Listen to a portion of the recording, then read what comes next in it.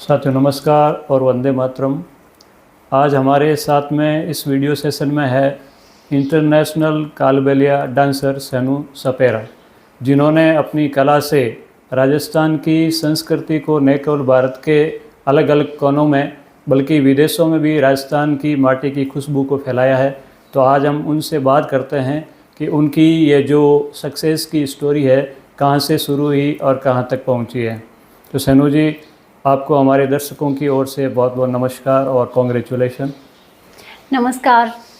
सर्वप्रथम तो हम आपसे ये जानना चाहेंगे कि सैनू जी, आपका मूल रूप से आप कहाँ से बिलोंग करते हैं? मेरा गांव बेसिकली पली है, लोअर पली उसे के पास। और मैं एक कालबेलिया फैमिली से बिलोंग करती हूँ और बचपन से ये कालबेलिया डांस मुझे विरासत में मिला है और इसके पीछे मैंने खूब मेहनत की है, लाइफ में खूब स्ट्रगल किया है और अभी यहाँ पे आपके सामने। सैनू जी, कालबेलिया जो लोग हैं तो आज से अगर 20 साल पहले की तस्वीर देखें तो जंगल में रहते थे, डेरों में रहते थे, गाड़ी में उनका घर होता था। तो आपका बचपन भी डेरों में बीता है?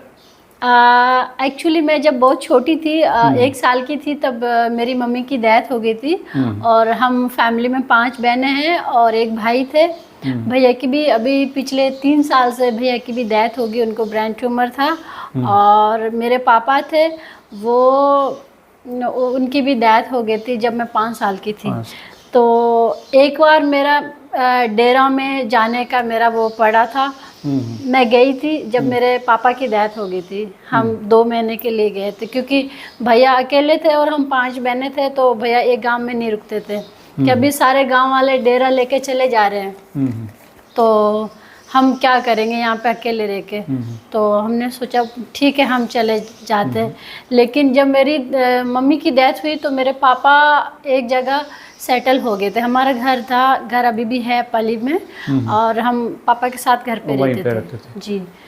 तो आपकी एजुकेशन भी हुई है? हाँ, मैंने बहुत कम पढ़ाई की है। कहाँ तक? जब मेरे पापा चाहते थे कि मैं लॉयर बनूं, तो पापा ने मुझे स्कूल में डाला और मैंने 6 महीने तक पढ़ाई की और 6 महीने के बाद पापा की डेथ हो गई। तो मैं छोटी थी, तो आपको पता बच्चे और उस टाइम के ज़माने में, और वो भी गांव के अंदर, तो फिर आगे मैं पढ़ नहीं पाई। कौन सी क्लास तक पढ़ी है? 6 महीने, बस 6 महीने 6 महीने तक। जी बिल्कुल। बट मैंने पढ़ाई की है फ्रांस में। अच्छा। और इंग्लिश फ्रेंच की और प्राइवेट पढ़ाई की। तो फिर आपकी जो ये प्रत्येक कला है कालबेलिया डांस, इसकी और रुझान कैसे हुआ? कौन आपके लिए मोटिवेट किसने किया आपको? कौन लेकर के गया इस कला में?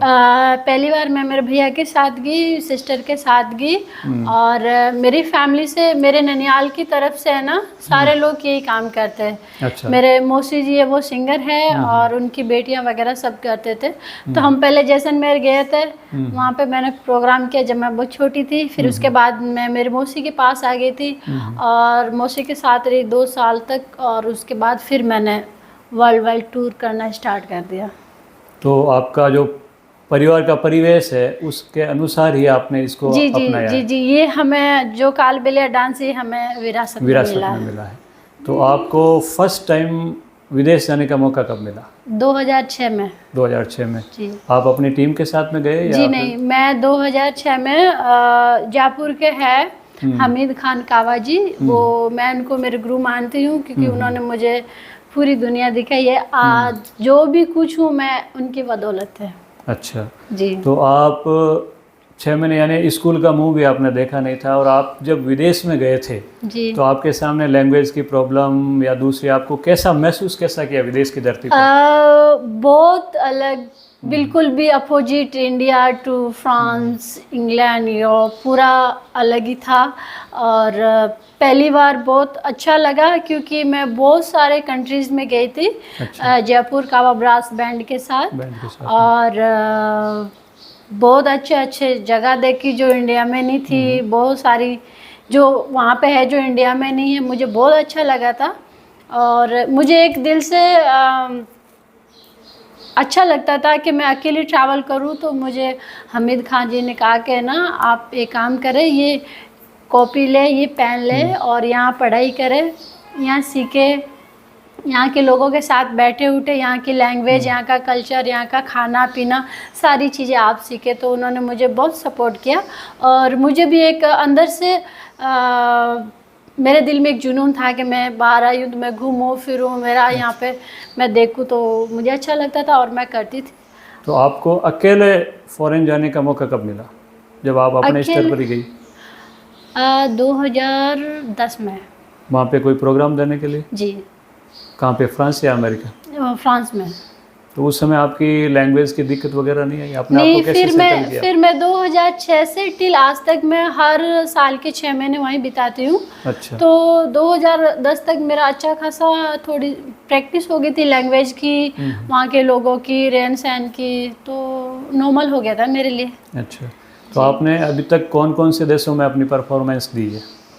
देखिए, फर्स्ट टाइम तो मैं गई थी फ्रांस, फिर Germany, Spain, Italy, Switzerland, England, Scotland, और फिर उसके बाद कंटिन्यूस वही कंट्रीज़ में, पूरा यूरोप में, फिर जापान गई थी, फिर अमेरिका गई थी। अच्छा। फिर इंडियन गवर्नमेंट की तरफ से मैं मेरे खुद का इंडिपेंडेंट ग्रुप लेके और दोहा, कतार, ताजिकिस्तान, साउथ अमेरिका, यानी आपके इस कालबेलिया विरासत ने आपको पूरी दुनिया में घुमा दिया? जी, पूरी दुनिया में घुमा दिया और अच्छा खासा मुझे एक्सपीरियंस हो गया। एक अनपढ़ लड़की होके और पूरी दुनिया घूम के, और अच्छी खासी लैंग्वेज भी अच्छी खासी आती है, तो इसके लिए मैं बहुत भाग्यशाली हूँ। तो इस फैमिली फ्रांस से आपका ये इतना जुड़ाव कैसे हुआ? आप अक्सर फ्रांस में ही आपके वीडियो आते रहते हैं। हाँ, फ्रांस में मेरा ऐसा जुड़ा हुआ कि जो हमारे ग्रुप डायरेक्टर है हामिद खान कावा जी, वो मुझे पहली बार फ्रांस में लेके गए और उनका बेसिक फ्रांस में है, पेरिस में है, उनका घर है, उनकी फैमिली है, उनके बच्चे, वाइफ, सब कुछ उधर ही है। तो हम जाते थे ग्रुप के साथ, तो वहीं रुकते थे और वहाँ से टूर करते थे। तो फिर हमारा भी फील्ड वहीं बना, हमारे भी फ्रेंड सर्कल भी उधर ही बना, तो मुझे भी अच्छा लगता वहाँ पे रहना। और पेरिस तो आपको पता है ड्रीम सिटी है वर्ल्ड की, बहुत ब्यूटीफुल। तो वहाँ पे आप ट्रेनिंग सेंटर भी चलाती है, ट्रेनिंग देती है वहाँ के लोगों को? हाँ, वहाँ पे मैं अभी कालबेलिया डांस सिखाती हूँ और वहाँ पे परफॉर्म भी करती हूँ। वहाँ पे जितने भी बड़े बड़े परफॉर्म होते हैं, शोज वगैरह इंडियन के, तो हम करते हैं। और हमने एक दूसरा ग्रुप है बसंत, उनके साथ हमने इंडिया वो फ्रेंच गोल्ड टैलेंट में भी गए थे, और last year prime minister Modi ji आए थे, उनके सामने परफॉर्म भी किया, उनसे मिले, बहुत अच्छा लगा। और विदेश के लोगों में कालबेलिया डांस के प्रति कैसा आकर्षण, वो कैसा महसूस करते हैं आपके डांस को देख करके? वो तो आप देख लेंगे, मैं आपको वीडियो बताऊंगी, क्योंकि मैं वहाँ पे सिखाती हूँ, तो हमारे जो स्टूडेंट है वो फुल हो जाते हैं, इतना उनके अंदर एक चाहत है कि मैं आपको शब्दों में बयान नहीं कर सकती। आप एक वीडियो देखिए, खुद आपको पता चल जाएगा वो कितने हमारे राजस्थानी कल्चर को कितना प्यार करते हैं। जी। तो वो भारत में भी आपके यहाँ पे आप चलाती हो तो? हाँ जी बिल्कुल, वो मेरे पीछे पीछे आ जाता है। अभी फेब में 2 ग्रुप आए थे, एक अमेरिका से और एक फ्रांस से। उन्होंने सीखा, उन्होंने यहाँ पे घर पे रहे, वो यहाँ का खाना खाया, यहाँ की रहन सहन उनको बहुत अच्छा लगता है। यानी कालबेलिया जो नृत्य है राजस्थान की, जो खुशबू है उसमें इतनी ताकत है कि विदेशी लोगों को भी खींच के यहाँ ले आती है। जी बिल्कुल बिल्कुल, वो उनको इतनी मतलब चाहत है कि मैं बता नहीं सकती हूँ, वो बहुत प्यार करते हैं। कई मेरे स्टूडेंट तो वो घर आते हैं और हमारे घर पे गांव में 6-6 महीने रहती वो। अच्छा। जैसे हम रहते गांव में, डेरों में जाती वो, पानी लेके आती है और रोटियां बनाना सीखती है वो, तो उनको बहुत अच्छा लगता है। अच्छा लगता है तभी तो वो यहाँ आती है। तो अब भी आप कभी डेरों में जाती है, नाइट वहाँ पे गुजारती है अपने लोगों के साथ में? हाँ जी बिल्कुल, मैं जाती हूँ, डेरों में भी जाती हूँ। और वेल अभी तो हमारे बहुत कम हो गए डेरे, ना के बराबर है, क्योंकि अभी तो स्थायी निवास बना लिया। हाँ, सारे सब लोग सेटल है, सबके घर है और सब अभी तो घरों में रहते हैं। लेकिन मुझे अच्छा लगता है वो डेरे, वो प्यार, वो लोग, वो संस्कृति अलग ही थी। हाँ जी बिल्कुल, बहुत अलग थी। अभी तो हमारे बच्चे भी हमारे जो न्यू जनरेशन, उनको पता भी नहीं डेरे। एग्जाम्पल मेरे नेफ्यू नीस है, मेरे भतीजे भांजे, उनको पता ही नहीं कि डेरे क्या होता है। वो भी इंग्लिश मीडियम पढ़ रहे हैं, तो उनको हम बताते हैं। तो आप जब परफॉर्मेंस करती है तो जो कालबेलिया ड्रेस पहनती है ना, उसका एक लुक अलग ही होता है। जी तो वो ड्रेस यहाँ राजस्थान में बनाते हैं या स्पेशल आपके लोग ही बनाते हैं? नहीं, हमारे लोग नहीं बनाते, हम डिज़ाइन बताते हैं। और हमारी स्पेशलिस्ट एक है जो मेरे घर के पास ही है, मूलचंद माली, तो वही हमारी, मैं जब छोटी सी थी और आज लेके वही ड्रेस बनाते हैं। तो वो ड्रेस भी काफ़ी महंगी होगी? बहुत महंगी, अभी तो बहुत ज़्यादा महंगी है। पूरी ड्रेस बनाते हो तो कितना खर्चा आ जाता है? करीबन 50-60 हज़ार। 50-60 हज़ार जी, डिपेंड है आप क्या कैसे डिज़ाइन अलग अलग डिज़ाइन की। तो अभी आप कितनी बहनें परफॉर्मेंस में शामिल होती हैं? अभी हम 2 बहनें हैं। 2 बहनें, एक का नाम एलची सपेरा और एक मैं हूँ, और 3 बहनें हैं, वो हाउस वाइफ है। तो सेनू जी, आज के ज़माने में लड़कियां पढ़ लिख करके अपनी संस्कृति से बिल्कुल हट रही है। जी बिल्कुल। और आपने पढ़ाई लिखाई नहीं करने के बावजूद भी अपनी संस्कृति को दुनिया भर में एक अलग पहचान दी है। जी, ये तो मेरे उन लड़कियों के लिए, उन युवाओं के लिए आप क्या कहना चाहती है जो अपनी पढ़ लिख करके संस्कृति से दूर हो रहे हैं? मैं उनको एक ही मैसेज देना चाहती हूँ कि नो डाउट एजुकेशन बहुत इम्पोर्टेंट है। यस। आज के ज़माने में और आने वाले फ्यूचर में, क्योंकि बैकग्राउंड पास्ट में इतना नहीं था, बट अभी बहुत ज़्यादा इम्पोर्टेंट है। आप पढ़ाई करें, लेकिन पढ़ाई के साथ आप अपनी संस्कृति को ना भूलें। उनको मतलब प्रॉपर एक सीखे, पुराने लोगों के पास बैठे, उनसे सीखे कि पहले क्या था, कैसे था। तो मैं चाहती हूँ कि ये जो कल्चर है कंटिन्यूस कीप इंटिल एंड।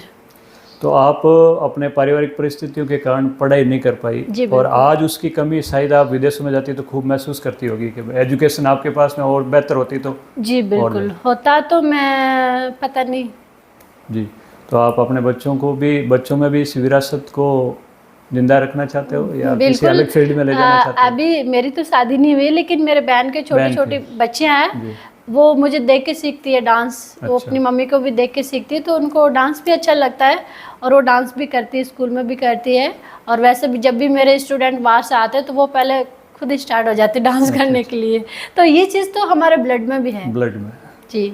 तो ये थे हमारे साथ में अंतर्राष्ट्रीय कालबेलिया डांसर सेनू जी सपेरा, जिन्होंने तमाम विपरीत परिस्थितियों के बावजूद, जिनको पढ़ने का मौका भी नहीं मिला, फिर भी अपनी सांस्कृतिक विरासत जो कालबेलिया परिवारों में होती है, उस विरासत के जरिए पूरी अपनी जाति, बिरादरी और अपनी संस्कृति को इंडिया के अलावा विदेशों की धरती पर भी फैलाया है। तो सेनू जी आपने हमें टाइम दिया, उसके लिए आपका बहुत बहुत धन्यवाद। आपका भी बहुत बहुत आभार। आप हमारे यहाँ घर पे आए तो हमें बड़ा अच्छा लगा, और आप एक दिल से कल्चर को प्यार करते और प्यार देते और आगे बढ़ाते, तो उसके लिए आपको हार्दिक शुभकामनाएं। Thank you very much.